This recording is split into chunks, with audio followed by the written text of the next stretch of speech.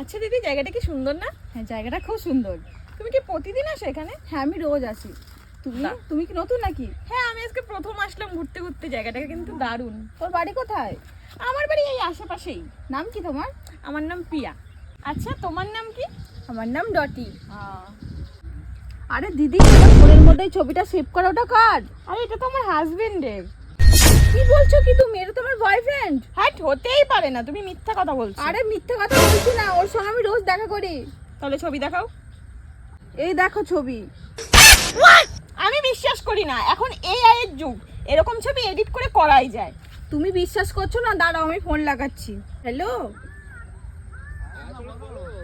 কোথায় আছো সোনা তুমি? বলছি আজকে তুমি আমার সাথে দেখা করতে পারবে?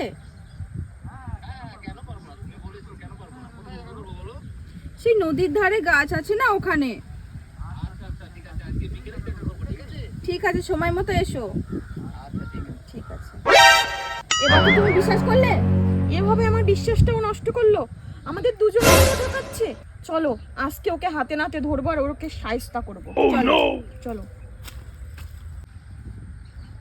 হ্যাঁ বলো, এত আর্জেন্ট बाय बाय হ্যাঁ, टाटा বলছি, প্রিয়া গুড নামে বাই তুমি কি কাউকে গয়া। চেনো? প্রিয়া না তো।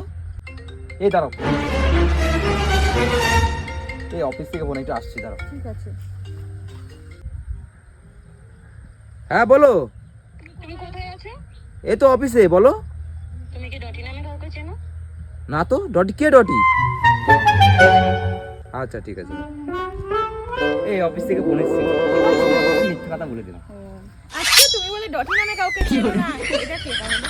তুমি যে আমাকে বললে প্রিয়া নামে কাউকে চেনো না, তুমি পারলে আমার সাথে এরকম করতে? আমার ভালোবাসা কি এমন কমতি ছিল যে আরেকটা নারীর দরকার হলো তোমার? তুমি যে বিবাহিত, আগে তো বলতে না। আমাদের বিশ্বাসের এইভাবে মূল্য দিলে তুমি? আমার ভালোবাসার যে মূল্য তুমি আজকে আমাকে দিলে না, আজকের পর থেকে আমার ভালোবাসার উপর বিশ্বাসই উঠে গেল।